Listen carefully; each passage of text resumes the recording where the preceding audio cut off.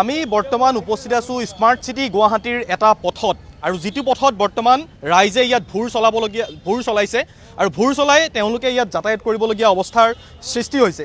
এয়া হৈছে ৪৮ নম্বৰ ৱাৰ্ডৰ এটা পথ, ৰুক্মিণী গাঁও সংলগ্ন এটা পথ আৰু এই ৰাস্তাটোত এটা সাধাৰণ আজি যি বৰষুণ হ'ল এই বৰষুণত দেখা গৈছে যে ইয়াত চাৰিওফালৰ পানী আৰু ইয়াৰ যিসকল ৰাইজ আছে এই ৰাইজসকলে দেখিবলৈ পোৱা গৈছে এয়া ভূৰ বনাই কলগছৰ ভূৰ বনাই তেওঁলোকে ইয়াত ভূৰ চলাই যাবলগীয়া পৰিস্থিতি হৈছে আৰু পথ বন্ধ। ইফালেও সেই একেই পানী দেখিবলৈ পাব, চাৰিওফালে পানী। মই আপোনালোকৰ ওচৰলৈ আহিছোঁ। আপোনালোকে যিহেতু এতিয়া দেখিবলৈ পোৱা গৈছে আপোনালোকে ভূৰত উঠি পেলাই এনেধৰণে ইয়াত গৈছে বা অহা যোৱা কৰি আছে, কি আচলতে আপোনালোকৰ কিয় এয়া আচলতে কৰিবলগীয়া হ'ল, কি ক'ব? নমস্কাৰ। প্ৰথমতে মই আপোনালোকৰ চেনেলৰ যোগেদি আপোনালোকে যে আমাৰ যি প্ৰচাৰ কৰিব আহিছে আপোনালোক ধন্যবাদ। এয়া আমাৰ ৰুক্মিণী গাঁও, আমাৰ গুৱাহাটী মহানগৰ হয়, এয়া মেট্ৰ' চিটি পৰিণত হ'বলৈ গৈ আছে। এয়া তাৰ নমুনা আমাৰ ইয়াত বৰ্তমান অলপমান আৰ্হিটো দেখা পোৱা গৈছে। ইয়াত ডাষ্টবিনৰে সৃষ্টি হৈছে বানপানী হ'লে।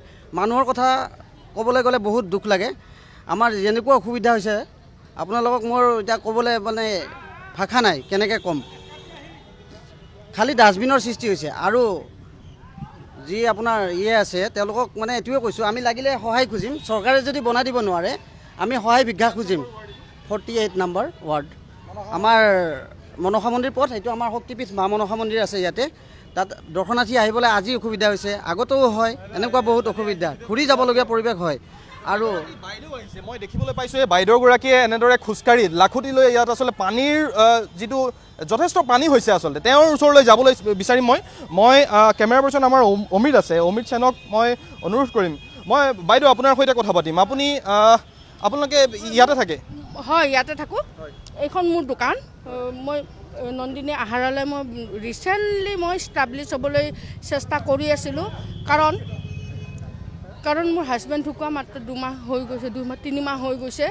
সেইকাৰণে মই ষ্টাব্লিছ দিব আৰম্ভ কৰিছিলোঁহে, কিন্তু এই অকণমান বৰষুণ পৰিলে এই স্মাৰ্ট চিটিৰ এই গতি হৈ যায়।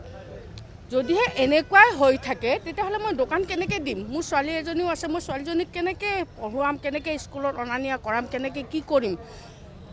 যদিহে এনেকৈ এই অকণমান বৰষুণত যদি এইটো হ'বলৈ হয় তেতিয়াহ'লে আমাক অট্টালিকা, ভাল ভাল ব্ৰিজ, ডাঙৰ ডাঙৰ এইবিলাকৰ দৰকাৰ নাই। স্মাৰ্ট চিটি এটা হ'বলৈ হ'লে এই গলি ৰাস্তাবিলাকতো মানে হেৰিবিলাকে বিশেষকৈ নজৰ দিব লাগিব।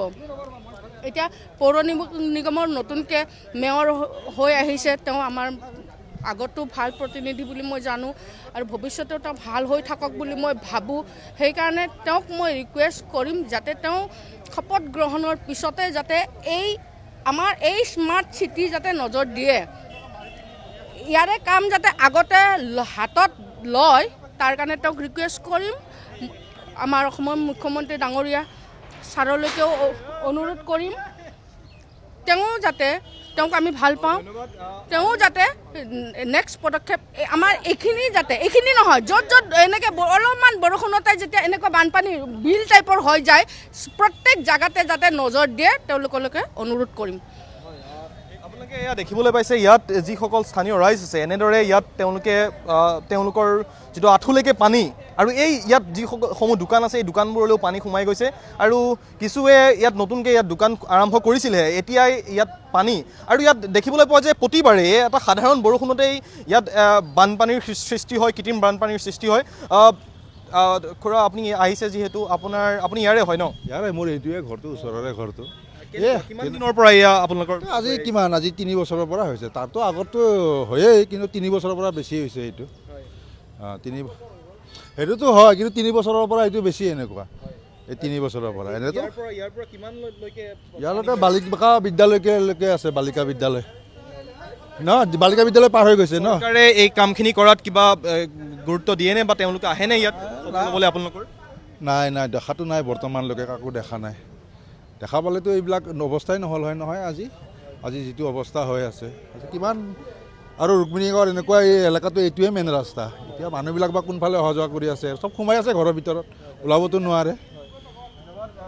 এয়া দেখিবলৈ পাইছে এয়া এইখনেই আচলতে ভূৰ আৰু এওঁলোকে এতিয়া ভূৰ ইয়াত নিৰ্মাণ কৰি পেলাই এনেদৰে ইয়াত ৰাস্তাৰ যাতায়াত কৰিবলগীয়া হৈছে যিটো পথেৰে আচলতে যাতায়াত বাহন চলাই এতিয়া বাহনৰ ইয়াত অনুপযোগী হৈ পৰিছে আৰু ইয়াত এতিয়া ভূৰ চলাই তেওঁলোকে ইয়াত অহা যোৱা কৰিবলগীয়া হৈছে মই আপোনাৰ ওচৰলৈ আহিছোঁ আপুনি ইয়াৰে হয় কিমান দিনৰ পৰা আপোনালোকৰ এই সমস্যা বা এইটো আপোনাৰ হৈ গ'ল পৰিস্থিতি মোটামুটি লকডাউনৰ আগৰ পৰা হৈছিলে এইটো তাৰমানে আগতে নাছিলে এইটো সমস্যাটো লকডাউনৰ পিছত যি মানে এই সমস্যাটো মানে আগবাঢ়িলে কেনেকৈ ন তাৰমানে মানে লকডাউন যেতিয়া আছিলে তেতিয়া আপোনাৰ অকণমান ডিফিকাল্ট এটা হৈছিলে এইখিনি জেগাত বেল চিণ্ডিকেটৰ পৰা আপোনাৰ চুইচ গেট বুলি কয় এইখিনি এৰিয়াটো চুইচ গেটৰ এইখিনি কিবা এটা ডিফিকাল্ট হ'ব লাগে মোৰ আইডিয়াত মই সেইটো মই অনুভৱ কৰোঁ যিহেতু মই ইয়াৰ জেগা এইখিনি জেগা মই বাসিন্দা ল'ৰা এটা অকণমান দেখিছিলোঁ অলপ নহয় বহুতখিনি দেখিছিলোঁ কিছুমান জাবৰ জোঁথৰ জমা কৰি ৰাখি দিলে যিয়ে কি বোলে ফুটপাথটো ভাঙি কেনে নিজৰ প্লেচটো বনাই ল'লে ফ্লেট কিছুমানে এনেকুৱা টাইপত কিছুমান ডিফিকাল্ট হৈছে হোৱাৰ কাৰণে আজি এনেকুৱা আমি পৰিস্থিতিত পৰিছোঁ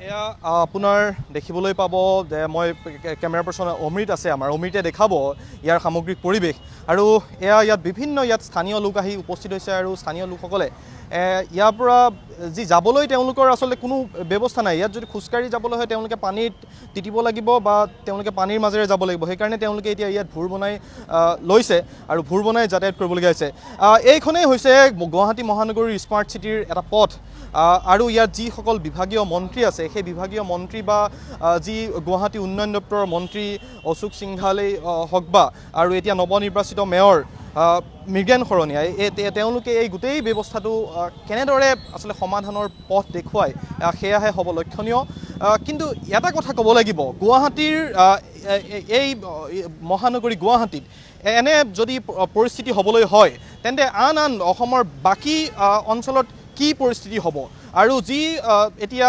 মহানগৰত যিহেতু স্মাৰ্ট চিটি নিৰ্মাণৰ কথা কৈ আহিছে চৰকাৰখনে কিন্তু মহানগৰীতে আজি যদি এটা সাধাৰণ বৰষুণতে এনেধৰণৰ পৰিস্থিতিৰ সন্মুখীন হ'বলগীয়া হয় সাধাৰণ ৰাইজ তেতিয়া ইয়াৰ পৰিণতি ইয়াৰ ভৱিষ্যত আচলতে স্মাৰ্ট চিটিৰ যি সপোন দেখুৱাইছে সেয়া আচলতে কি হ'ব সেয়াহে হ'ব লক্ষণীয়